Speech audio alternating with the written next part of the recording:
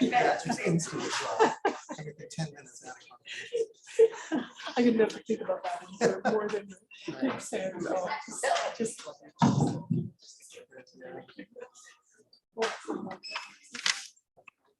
Good evening, everyone.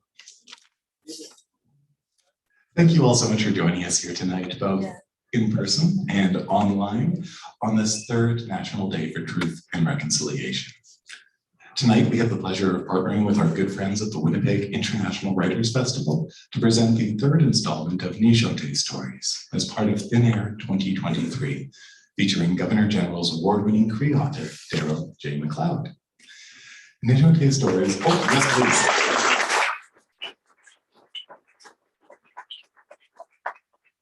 I'm going to make you applaud for him at least twice more, just so you're aware. Niizhotay Stories is an annual event which calls on all of us to forge a healing path in the spirit of two hearts, and is named in honor of treasured elder and tireless community builder, not to mention our dear friend, Theodore Niizhotay Fontaine. Here to begin our evening by sharing Theodore's own personal land acknowledgement, please join me in welcoming his wife, Morgan Fontaine.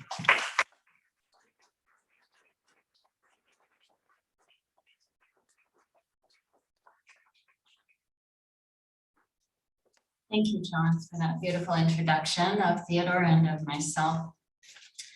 I'm going to be reading this because my ability to memorize it is not very good.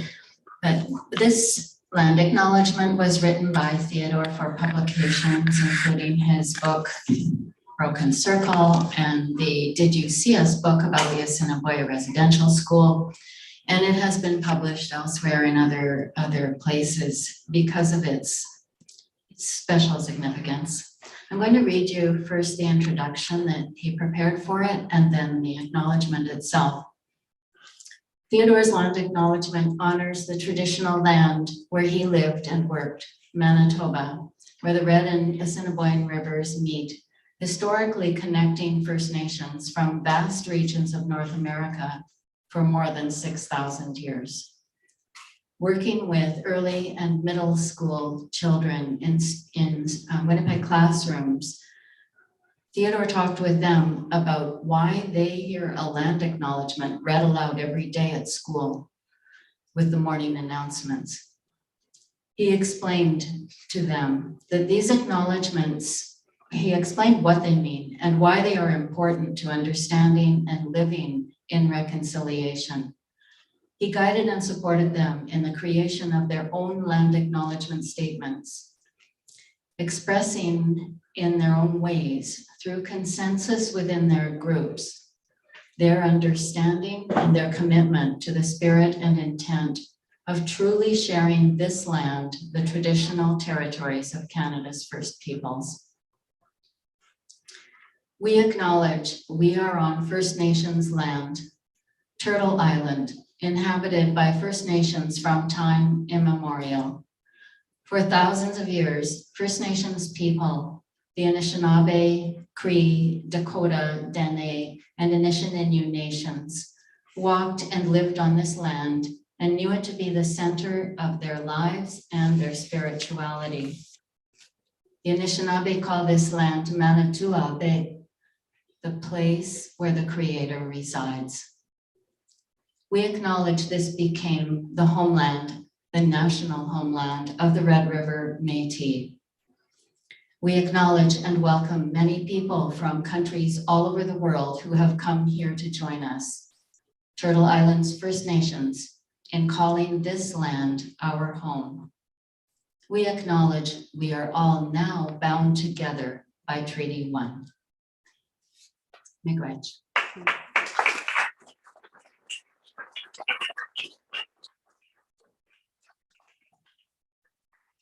Thank you so much, Morgan. It means a lot to hear from Ted at the beginning of this event, and we're so grateful to you for being here to share. As mentioned previously, our special guest tonight is Darrel J. McLeod, author of Mamaskatch, A Cree Coming of Age, and Peyakow, Reclaiming Cree Dignity. To let you know, oh, you can applaud to that too.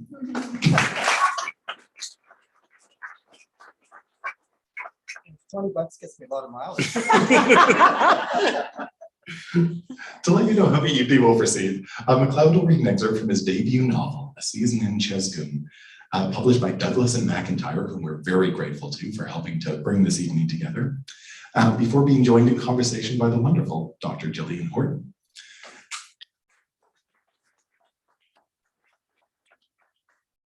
I'm going to make you apply for her again as well. But that's free. So. And I will turn on their microphones when the conversation begins, I promise. So just to give you a quick sense of how the evening will proceed, there will be that conversation, then there'll be an opportunity for you folks to ask questions. So if you're located here and have a question, please just raise your hand and I'll run over to you with this microphone. It's not any comment on your ability to project, it just ensures that those watching at home can hear your question. If you are one of those people watching from home and do have a question, please feel free to just write it in the chat and we will put it to Darrel as time permits. Now, our host, Dr. Jillian Horton, is an award-winning medical educator, writer, musician, and podcaster. She completed a residency and a fellowship in internal medicine at the University of Toronto and is Associate Professor of Internal Medicine at the University of Manitoba, where she has held a number of senior leadership roles. For 18 years, she has cared for thousands of patients in an inner-city hospital. During that time, she had 3 sons and mentored hundreds of students. As a teacher of mindfulness, she is sought after by doctors at all stages of their careers. Horton completed a master's in English at the University of Western Ontario before beginning her journey into the heart of medicine. She is a regular contributor to the Los Angeles Times, the Globe and Mail, the Toronto Star, Maclean's, and numerous American media outlets by syndication. Her first book, the incredible We Are All Perfectly Fine, a memoir of love, medicine, and healing, is a national bestseller. Our very special guest this evening, Darrel J. McLeod, is Cree from Treaty 8 territory in Northern Alberta. Before deciding to pursue writing, he worked as an educator, chief negotiator of land claims for the federal government, and executive director of education and international affairs with the Assembly of First Nations. He holds a degree in French, literature, and education from the University of British Columbia. He currently lives in Souk, BC, and divides his time between writing and singing in a jazz band. A Season in Chezgh'un is a subversive novel infused with the contradictory triumph and pain of finding conventional success in a world that feels alien. It tells the story of James, a talented and conflicted Cree man from a tiny settlement in Northern Alberta who has settled into a comfortable middle-class existence in Kitsilano. Kathy Page, author of Alphabet, and Dear Evelyn describes McLeod's novel as thought-provoking and immersive, a deeply authentic novel and one that is both educative and heartfelt. No surprise to any who have read his previous work. To tell us more, please join me in giving a very warm welcome to Darrel J. McLeod.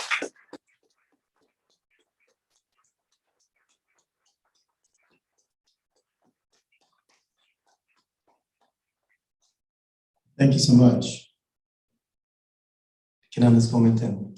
I'll just introduce myself quickly in my language, not so quickly, a language you've all heard before, being in this part of the country. Darrel J. so Waheo Tinia, Mamaskatch was Chezgh'un Tinia, Doris Bertha Nigawi, Sunny Clifford Notally. I think so, that's it. We just say where we're from. I'm from Northern Alberta, north of Edmonton, and my mother is Bertha Dora, and my father is Sunny Clifford. Now, Darrel, before we begin our time together this evening, will you read for us? Absolutely. It's a pleasure. I have to put my grandpa glasses first. For dramatic effect. Cree people would say my mushroom glasses.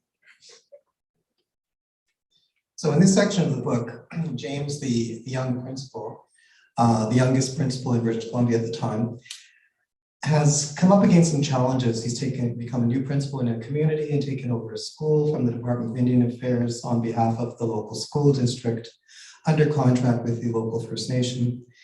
And community leaders have told him, there's no point in starting school September 4th or whatever it was. Your classrooms will be empty for the first 2 weeks because the whole community goes to a fish camp.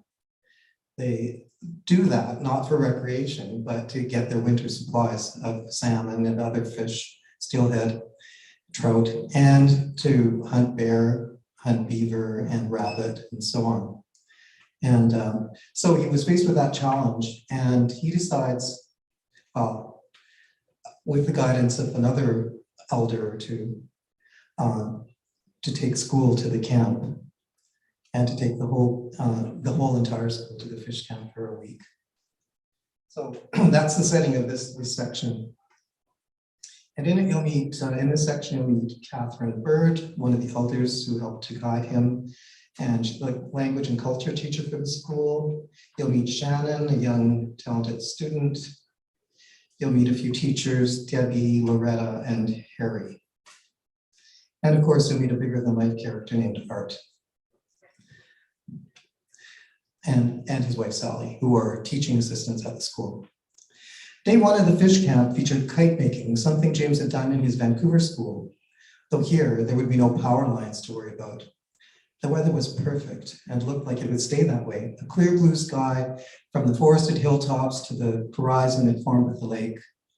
The gentle fall breeze kept everyone cool and refreshed. The songbirds were singing in full force, as if to squeeze in every moment of life they could before autumn set in and they had to fly south. James spotted Art huddled in conversation with Debbie, Harry, and Loretta. Art had them laughing. Good.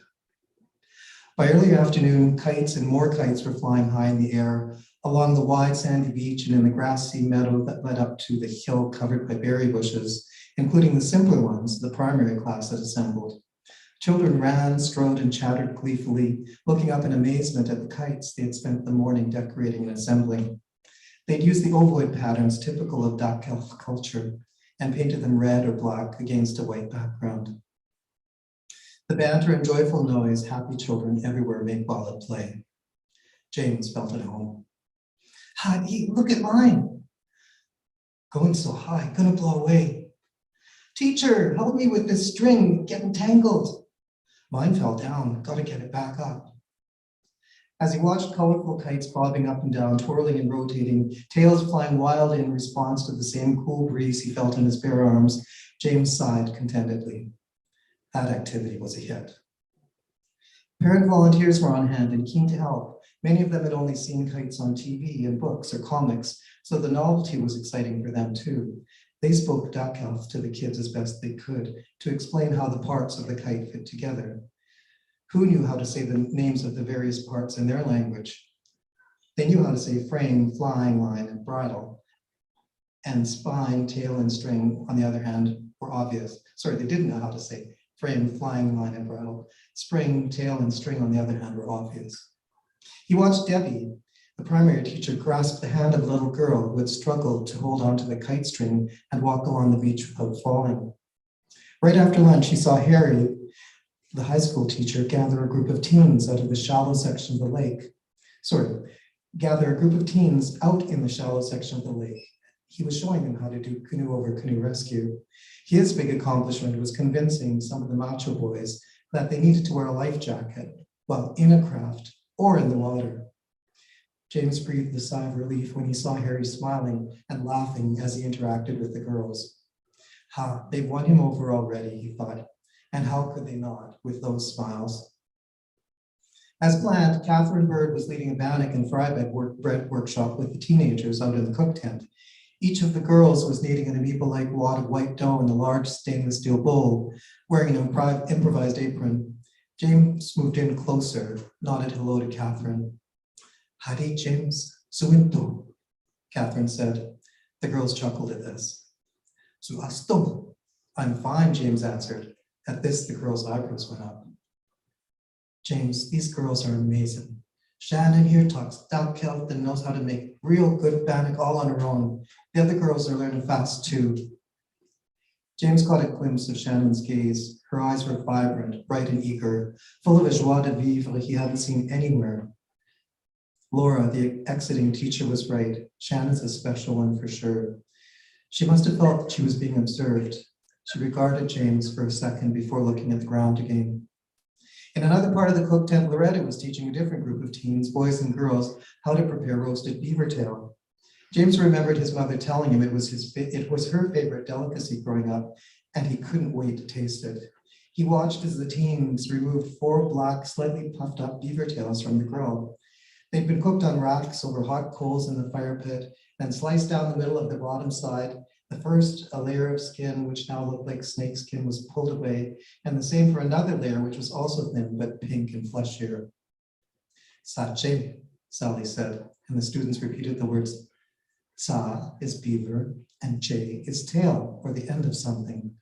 She handed James a small chunk on a piece of bannock. It looked like fat or gelatin, but it smelled so good. James immediately grasped why his mother had liked it so much. It reminded him of salmon belly, or the Pope's nose of a roasted turkey, rich and unctuous like bone marrow, but with more texture and a delicate aquatic flavor. Dinner was served. Half-smoked sockeye steamed in tin foil to complete its cooking, served with steamed quartered potatoes or rice, a piece of beaver tail and a chunk of bannock, dried moose meat, deer stew, boiled mixed vegetables, and a simple tossed salad. There's a jar of lukewarm bear grease to dribble over everything, and that's what everyone was doing. This was something new. James was sure it was great nutrition and tasty, but his belief that bears are sacred animals kept him from enjoying it as the others seemed to do. After dinner, James got out his guitar and led some singing around the campfire. He knew they were like country music, so he played the songs his mother used to sing. He started with Jambalaya, Crawfish Pie, and a Filet Gumbo by Hank Williams. Everyone knew the words to that one. Then Roger Miller's Trailers for Sale or Rent, King of the Road, and I Walk the Line by Johnny Cash. I can't do that one.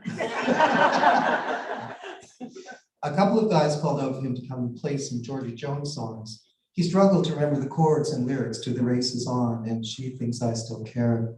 Then he recalled the song his mother used to sing in Cree, Kaiwi Kats Peyakow Taps Coach Nia.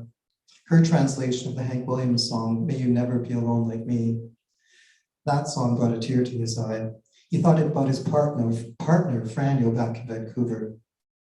He didn't want to get more emotional, so he switched to happier songs. Ones he thought the kids would like, Puff the Magic Dragon and Rockin' Robin.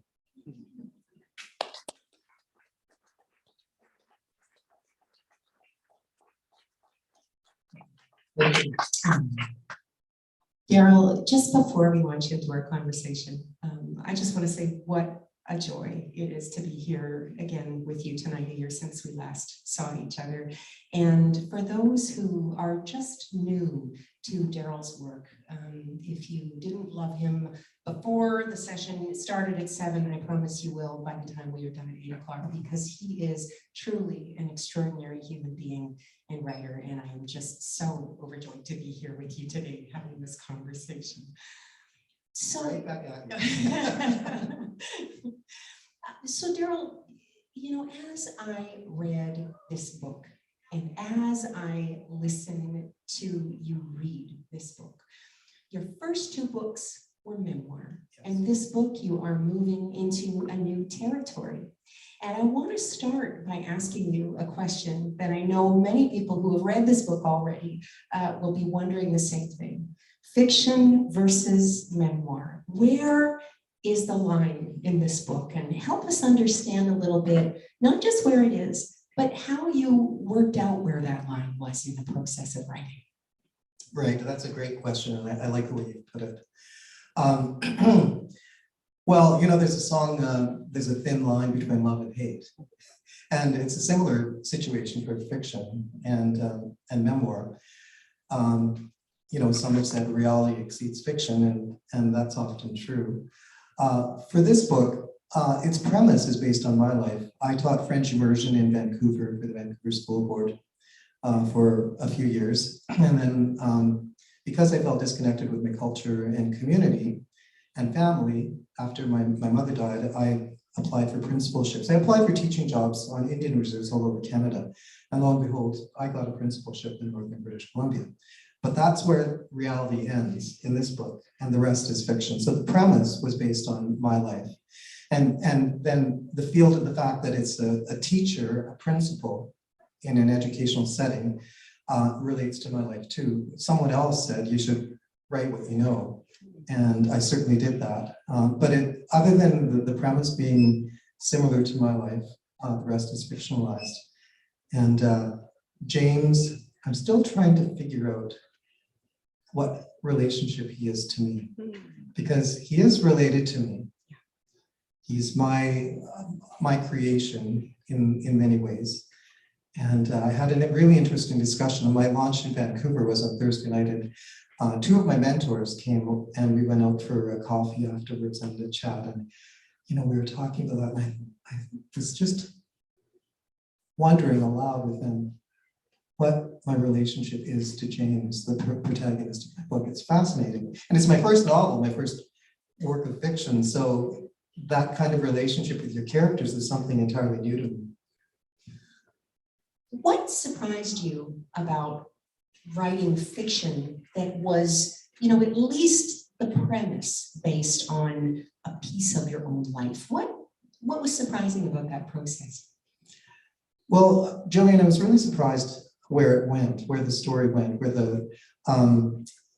I started this book at the Banff Center in a program called the Writers Studio with a wonderful mentor, Caroline Adderson. And Caroline, along with other mentors that I work with, has this approach where you don't plot out the storyline in advance. You don't design the characters in advance. You follow your day-to-day inspiration. And the thinking, the way they put it is follow the narrative. It'll take you where it needs to go. And similarly, they told me, and other fiction writers told me, that characters, once you've created them, take on a life of their own. And they'll also tell you who they need to be and how they need to be and what they want to happen. So that was really interesting. And I was surprised that all actually happened during the course of the book. I was really surprised at how my muse just came. I did have a muse, writing memoir. But you can't make up the plot line, or you shouldn't. Whereas with fiction, it's like, the sky is the limit, literally. And I was really pleased with, I thought it was going to be, at one point, a really close friend of mine said, please don't make it too sad. More than one friend told me that. And I said, and I didn't answer, I didn't promise anything, because I didn't have total control. But I was very pleased with the way, and I just reread my book, by the way, leading up to my launch. I mean, I've read it so many times, as you know from having written books, but I was really pleasantly surprised by the sort of ebb and flow of there are tragic events, but there are also very funny events, and there's a lot. I hope you found some parts of it humorous, and there's this really interesting momentum that builds up that's kind of optimistic in maybe the last quarter of the book. That surprised me tremendously, and I was just thrilled with it.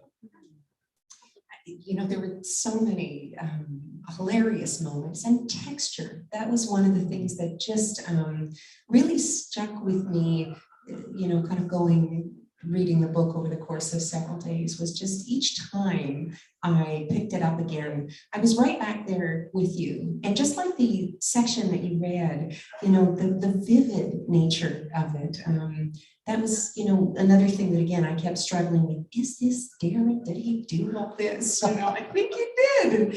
So I wonder, Darrel, if you compare the process of writing memoir to writing this book, I wonder, when you write a memoir, and we both know you're writing about real people, there are serious considerations there in terms of being accurate and also not wanting to hurt people unnecessarily. But fiction has those very same perils. So I wonder how you found yourself dealing with some of that, because there must be people in your life who said, oh, I know I am so-and-so. I'm sure this is me. So what was that like, comparing the two genres in that way?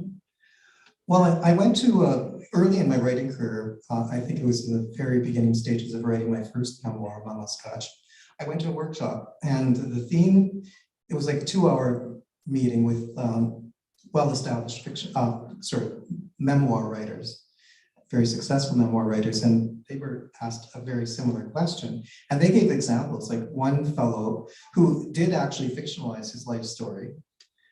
And every one of them had a falling out with their family members, a long-term falling out or a short-term falling out of just difficulty. But the one author had gone to great lengths to fictionalize his work. And he had a character who was based on his older brother, who was a chief of police for some city somewhere. And so the character, he built his kind of his, what do you call it, the anti, or the counter version of him. He made, sorry, not a doppelganger, no, the antithesis. Anti-doppelganger. Yeah, the antithesis of him. So he made the character in the book a very effeminate gay man who worked in a government office or something. But somehow his brother recognized himself in that character and was furious with him.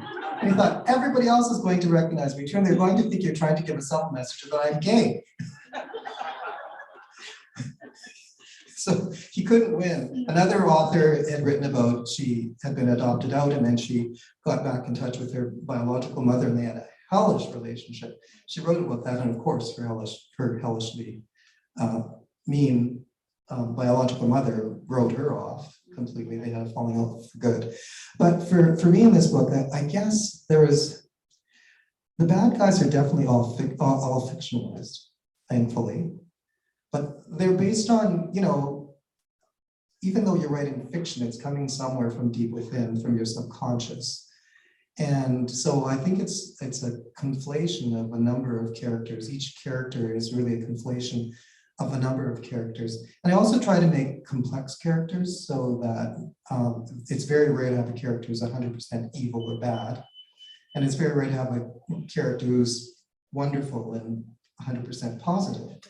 So, but as I'm writing, you know, I'm getting older too, and I want to be kind, right? So I don't want to hurt anybody's feelings. So I'm very cautious about that. But at one point in the book, the elder Catherine Bird says to James and the other teachers that they have to be aware of evil and not underestimate evil. Recognize it when they see it and know how to confront it. I thought that was very wise because, I mean, I don't have to tell any of you that we're in an era where, you know, we're facing a lot of that now. I'm going to come back to something related to that point that you just made. But one other question occurred to me, Darrel, as you were talking, and it's actually the wisdom of what you did, writing your memoirs first and then moving to fiction.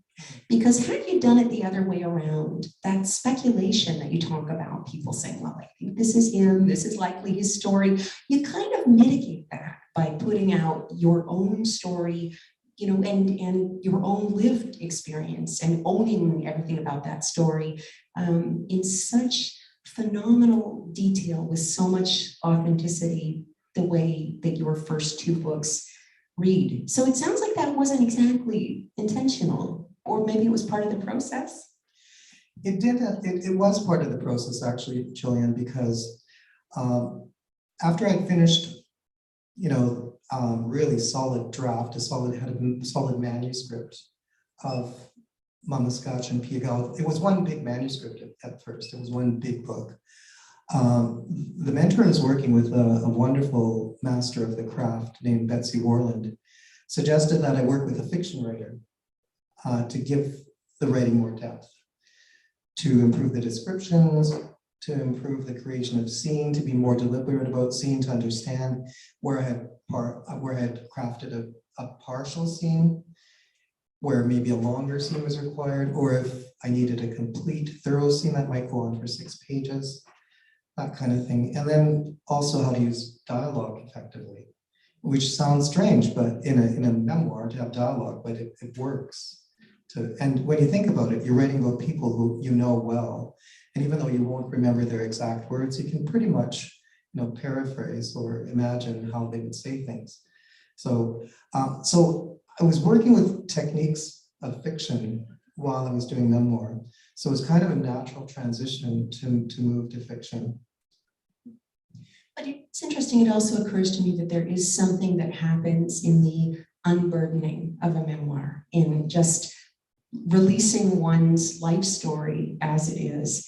And then perhaps there's some way in which now moving on to fiction is much easier in a different way. I don't know. I haven't thought about that before.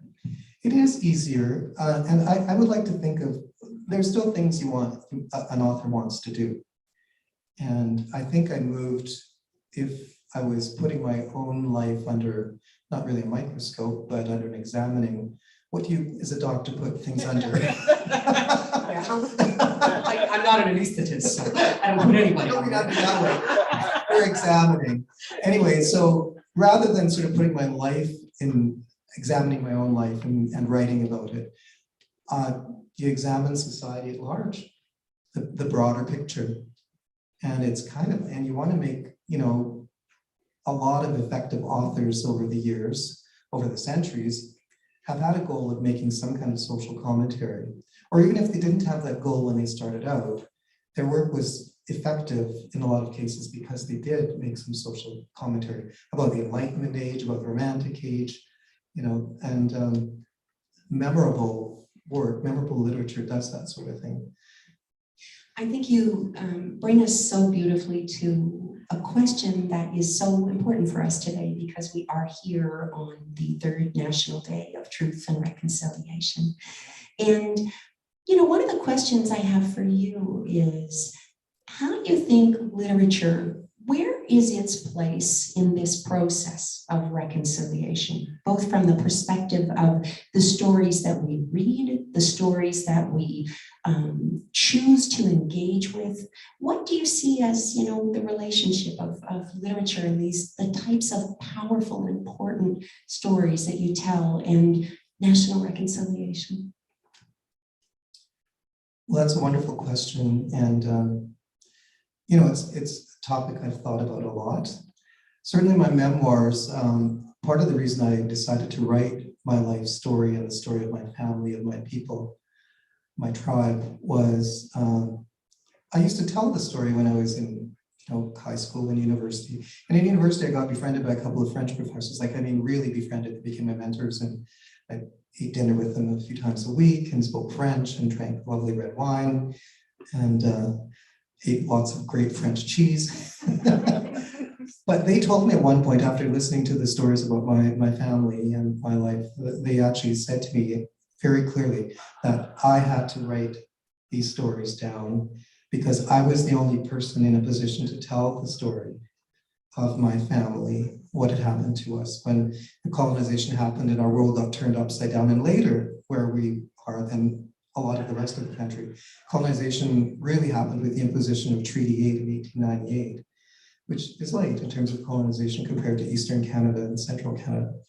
So I felt compelled to do that. And an elder I worked with in the North named Catherine Bird, who I immortalized in my book and in my previous books as well. One day after listening to so many stories around the campfire about my life, you know, she had big man hands and she scolded me with her index fingers. Darrel, you have to write them stories down. They'll help people someday.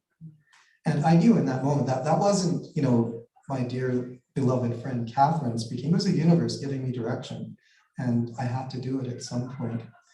But I got asked an interesting question I did a tour of Southeast Asia just before COVID, and one moderator asked me about what I thought about the revolution of Indigenous voices in literature. And I said, I don't like to call it but what I thought about the Renaissance. Yeah, did I say that? You said revolution. Oh, yeah, and I said, I don't like to think of it as a Renaissance. I think of it as a revolution. And it's not just in literature. It's in music. It's in visual arts. Politics, yeah, let's hope. Yeah, across the boards. And so it's wonderful. And in terms of literature, it's interesting to look at memoir and fiction because they're both. And there's personal essay coming out more and more now too, which is wonderful, and more Indigenous people, right, who are journalists and that sort of thing. But we're getting this kind of, I would say if it was just memoir and fiction, I would say we're getting kind of a double whammy, but we're getting a multifaceted kind of revolution, which is wonderful to see. And with my memoir, it was important to get the story of colonization and the imposition of Treaty 8 out there, and between Mamaskatch and Peyakow. I do that. Like the first chapter of Peyakow talks about Treaty 8.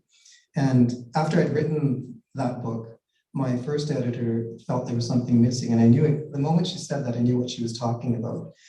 I needed to lay the ground for everything by talking about the imposition of Treaty 8 and how our world got turned upside down in Northern Alberta. So, but then moving on to fiction, I think fiction carries an equally important role, Jillian, because it's not that you're sugarcoating it, but you're entertaining people while conveying an important message. And I wasn't deliberate in calculating when I did that. When I just reread my book, I saw that it's fairly well done because the writing is entertaining, and I hope it's artful and beautiful. But there are messages. There are messages embedded there still, even though they're not the same way I'm embedding messages in memoir. And you see other authors doing that too. And authors are having amazing success and recognition and accomplishing a lot, whom I admire and respect and know and love a lot of them. Well, you also just make me think, coming back to a point that you made a couple of minutes earlier about changes in the broader world and forces that are, changing the way that we interact with each other on social media and political landscapes and everything else.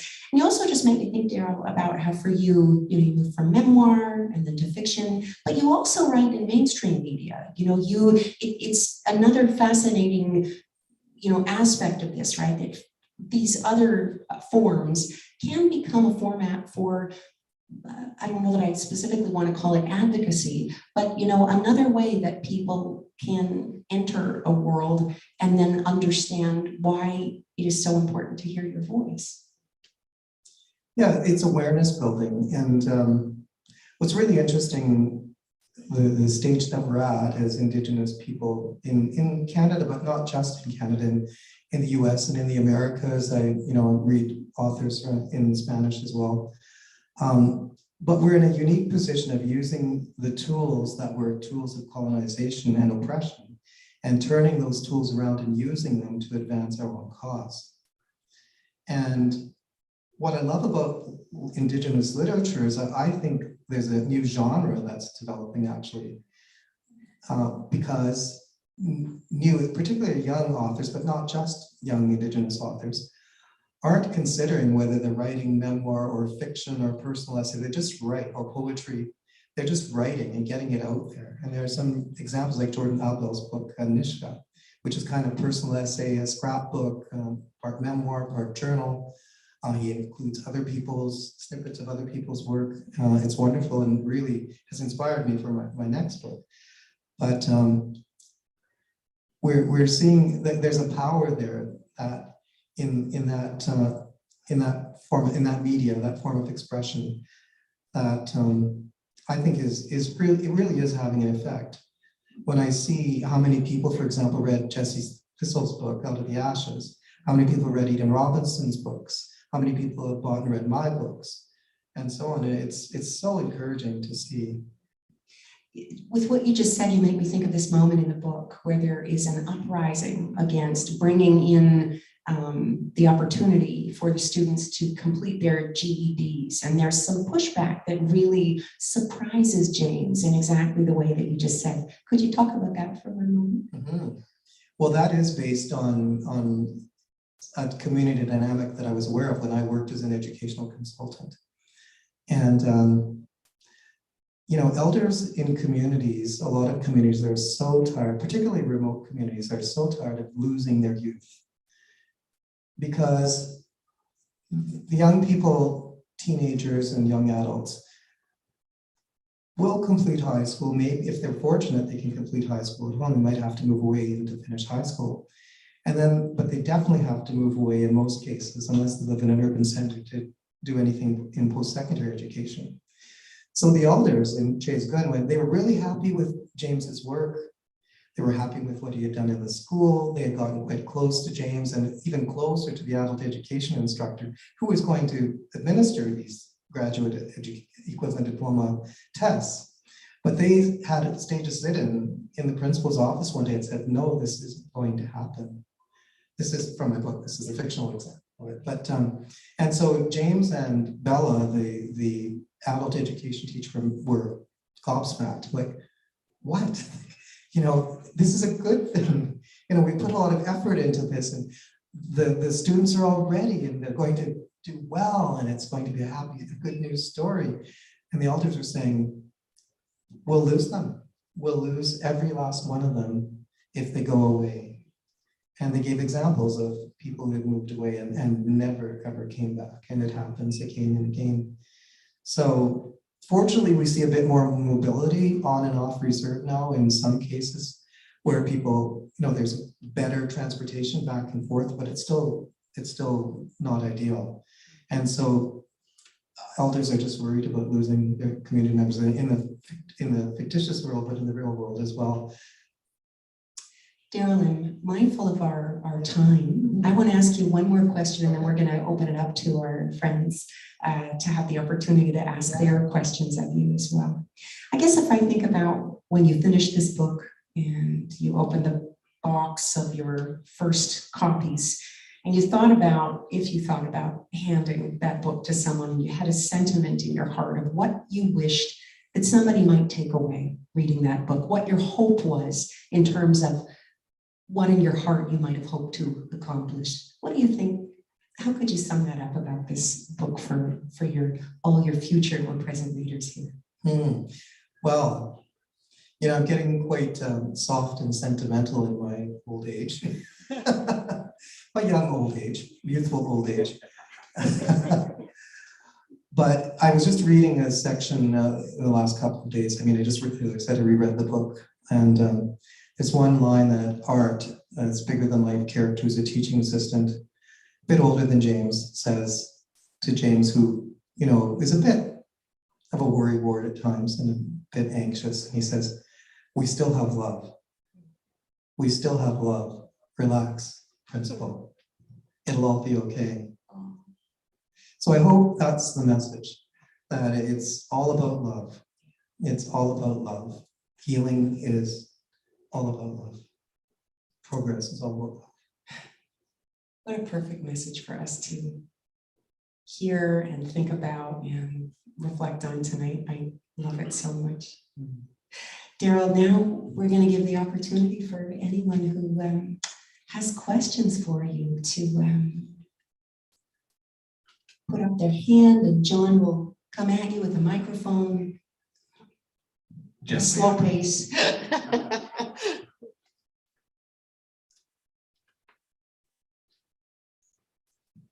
Hi, I was just so struck by you describing this deluge of storytelling in all its form as a revolution.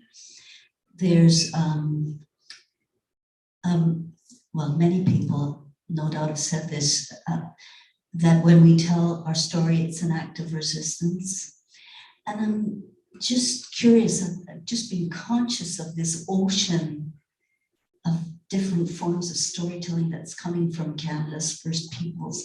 And I'm wondering, why now? How did that happen? The stories have always been there, but underground. And I'm just wondering how you see the relationship between this ocean of stories and the deeper, broader material change that needs to happen, the promise of true reconciliation. I guess that's kind of a question and a comment. Great, thank you. Well, you're right, the stories have always been there. And Indigenous peoples in Canada and indeed the world have been trying to make their reality known for a long, long time in different ways. And why are we seeing this wave now? And I think it's because we're at a stage, I was talking earlier about turning it all around, using the tools of oppression for staking out your ground and for moving ahead, for leading progress in our communities. So we're at a stage where so many people, young people, middle-aged people, and so on, have mastered the language so well, whether it's English or French or Spanish, the languages of colonization, and are able to turn that around and use that media now and that language to say the things the way they've always been saying, but in a way, in a compelling voice that can't be ignored. And they've we're able to find a way of putting things out there so that our messages cannot be ignored now. And it's like I said, it's happening in other places too. With visual arts, it's powerful. And in music, it's a pleasure. It gives me great joy to see the young Indigenous musicians that are coming out and the messages that they're conveying in their music. So we're at a stage where we're able to take those tools of the colonizing powers and colonizing culture and master them and turn them around and use them in ways that they have never been used before. I look at Leonard Monkman's paintings and I just, takes my breath away. It's so spectacular. And Noel Marceau. And one long-standing example, a woman I admire tremendously, Alanis Obamsawin, and who's still trekking, in her 90s. And if you look at what she's done in her lifetime, it's absolutely amazing. And she was able to find that media, film and documentary, and turn that into a lifetime career and a lifetime of changing the world.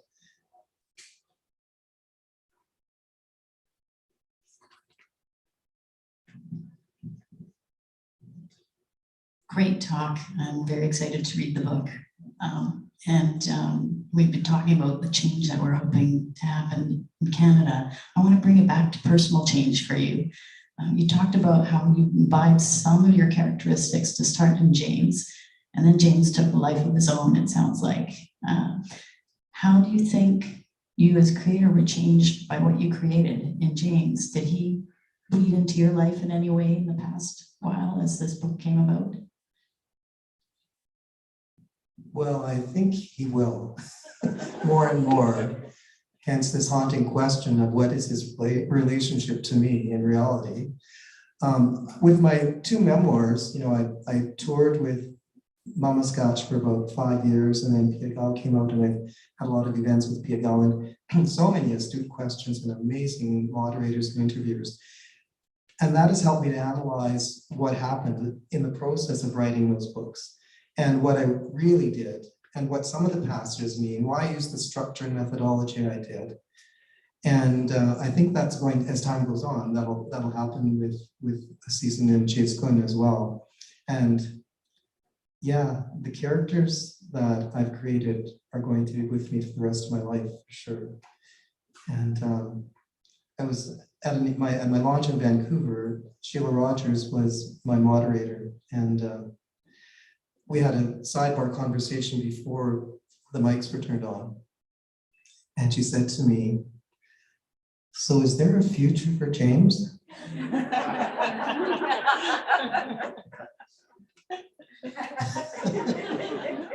I like how he just left us hanging. What did you do there? What was that? Wait till you get to the ending of the book. I must admit, I do see James You did, on a yeah. CBC sitcom. All right. I need Great. more- Awesome. I need more of this man in my life. Any other questions this evening for our wonderful guest? Hi, I'm a high school student, and I'm just wondering, as someone who has been, is an Indigenous person, has been telling those stories, how do you want to see those stories being continued told in an educational perspective? Is there things that you want to see change, or that you've already been seeing changing? Well, I love seeing or hearing about groups of people, students or elders, or doesn't matter what group of people, but I love hearing about groups of people who have gotten together to discuss my books. Book clubs, I've heard from a lot of book clubs. I have heard from high school students. I've heard from seniors and my own family, my own cousins. And the fact that my work is the inspiration for debate, for conversation, for soul searching is so wonderful for me. So, I mean, to see you sitting around with your friends chatting about my work would just be phenomenal, phenomenally wonderful. Yeah. So I hope that can happen.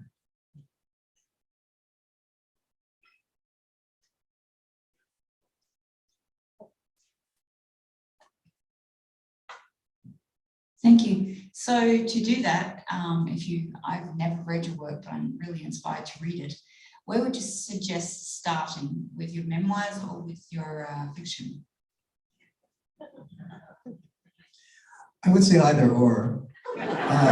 There's well, I used to work in community development, and there's a community development wheel, and there's sort of like 10 places, 10 key segments of community development, and the wise one said there's no wrong place to start. Starting any place is good. However, if you do decide to read my memoirs, I would recommend you read them in sequential order. So Mamaskatch first, and then you'll understand Peyakow will be a bit clear, but they are designed to be standalone as well.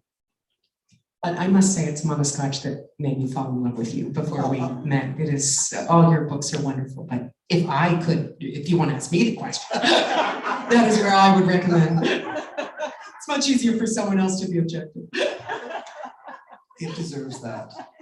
Sure, thank you. I would also selfishly recommend Mamaskatch. You're outvoted, Darrel. We do have copies of all of Darrel's books. Wow, that's wonderful.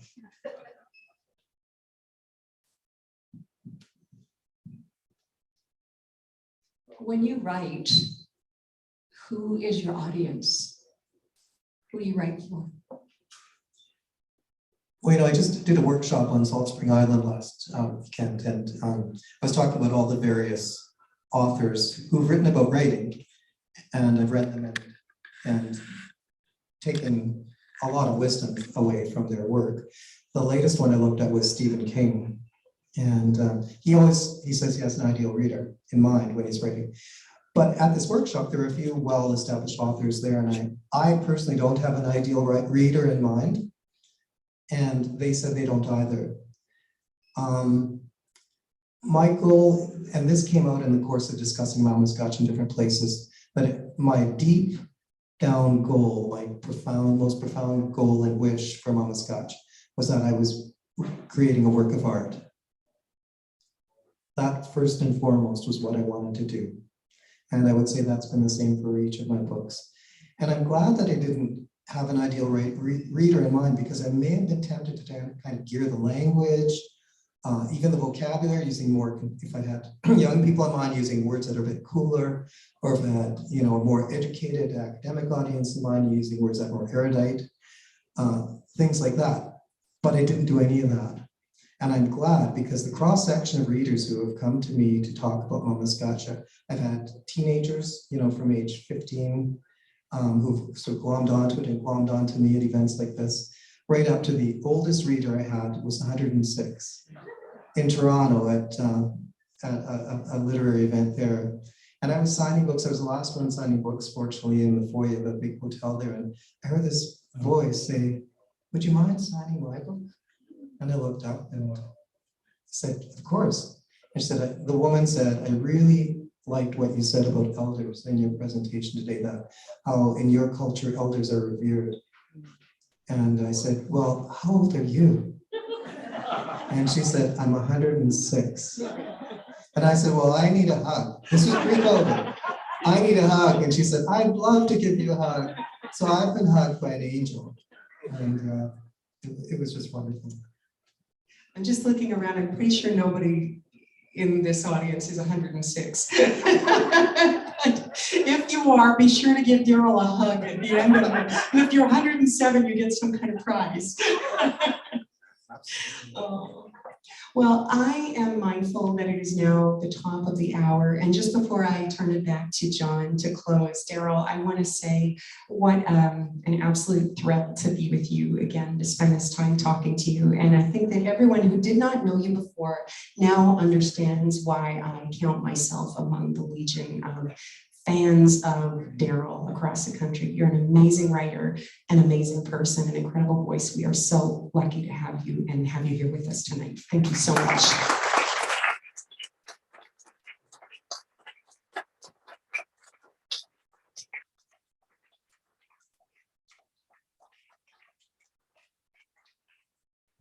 We go to outsource responsibility for closing comments to our wonderful partner, Charlene Deal from the Winnipeg International Writers Festival. I just have to say one more word. in my language to close my section with. It's very simple. Well, 3 words. Kinanas Homentin. Kitwang Kawapamatin. Which means. Thank you very much. Kinanas Homentin. Kitwang Kawapamatin means we'll see each other again. Oh, yeah.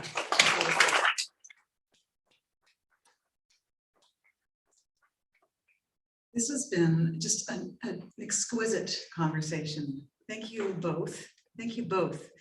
I'm taking home 2 ideas. One is the idea of this kind of storytelling being a revolution. And I think over the course of my time at the helm of the festival, which is now 21 years, which seems hard to imagine. I have been witness to this revolution because in those early days, I had already been teaching some of the prominent Indigenous writers like Thomas King, and so I knew that there was this really vital, exciting kind of storytelling that was still sort of new to those of us who didn't know how to find it. And when I started at the festival, it was really important to me to start bringing in those voices so that there's a chance for all of us to hear people who tell stories in different ways and who come from kind of different systems of family and values and ideas about belonging and ideas about being in tandem with one another and with the land. And over these years, you know, we're now in an extraordinary time of richness in storytelling. I just was thinking this week we've hosted Jordan Abel here with an exquisite new book called Empty Spaces. And last night we saw the 40th anniversary re-release of Beatrice Mosonier's In Search of April Raintree, which has been constantly in print. And we heard last night it's the most stolen book from the library. And there are reasons, right? And tonight we get to welcome you, Darrel, and I'm so excited to see you venturing across different genres. So that's one thing I want us all to walk away with thinking about revolution. We are in a time of revolution. It's a very exciting time for those of us who are non-Indigenous, who get to encounter people like Darrel and are invited into this state of love being the way forward. And for me, I want to tie that back to Theodore Niizhotay Fontaine, and for those of you who don't know, Niizhotay means 2 hearts, double heart. And so you got to meet Theodore's other heart, Morgan, at the start of this gathering. And I'm proudly wearing a pin with the double heart, which was Theodore's gift through Morgan. And I'm so glad that we have a chance as a community to observe this National Day for Truth and Reconciliation and to bring our hearts and open up to these kinds of stories. For those of us who don't know them, we have a chance to feel them through great storytelling. And for those of us for whom it is a lived experience, finally to have open ears to listen and hear and feel. This is part of how we make 2 hearts, and two-heartedness is how we have to go forward. So thank you both. I think this is a perfect example of 2 hearts sharing with us different perspectives, and thank you both. So will you join me?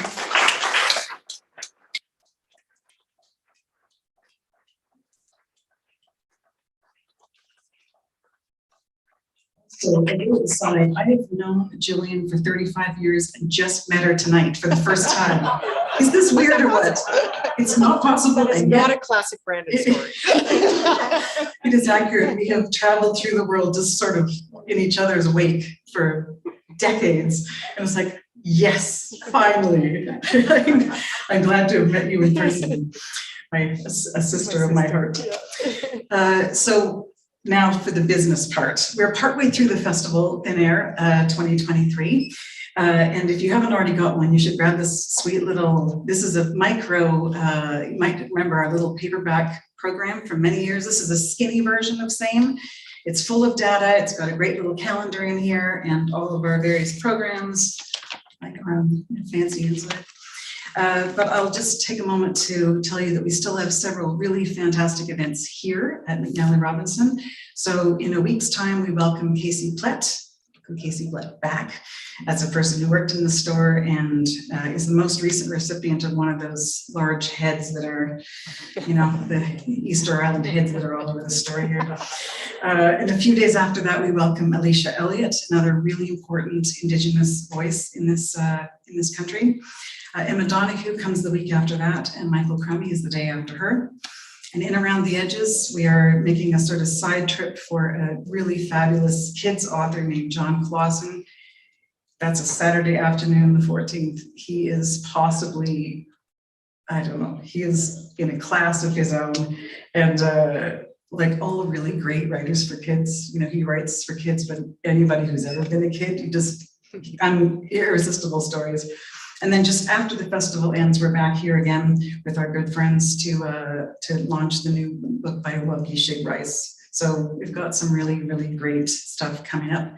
And I hope you'll come back here often because this is the place where we are all invited to meet and hear one another's stories and be in the midst of uncountable voices that keep talking to us. So I'll make a special thanks to Chris and Angela, who kind of managed the upper level, and to the Wizard of Oz, John, here behind the who manages all this tech stuff as if, you know, it's second nature.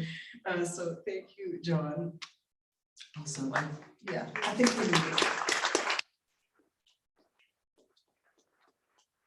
I love being in a city that has this place for us to gather and that allows us to gather here and in the presence of terrific writers and experience stories firsthand. So I'm glad all of you came and I hope you will come back.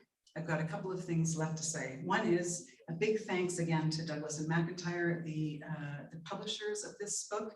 They're also really great favorites of ours at the festival, and they have possibly the best publicist in the industry in Canada, I would say. I love her. And there's this little message about books. So all of you have to sit still until Darrel is, as you know, safely transported to the signing desk. We are always curious about kind of how that's going to take place. Wagon, I don't know, litter, bicycle, something. So he'll be signing books over by the cash desk, and you can either pick up a book and get it signed there and then pay for it, or you can actually buy it at the cash desk and then get it signed. It's your choice, but you have to pay for it before you leave the store. They do it like that here. And the other thing that I've forgotten to say, every single event, but I can see Elena is cueing me from the back of the room. We had this great idea that we would actually like to hear from you, and not just you know, in a little pass-by comment. We'd actually love to hear from you. So there's a paper back there, the beautiful Alina, who's like Vanna White back there, is holding this paper that has a QR code on it. If you point your phone at that, it will take you into a survey space. It's quite quick, quite easy, but we would really, really appreciate getting some feedback because you know, we have to tell all of our funders that people like this kind of event. And we do, right? We do? Yeah. Okay, so please take a minute. Thank you so much for coming. One more big round, please, too.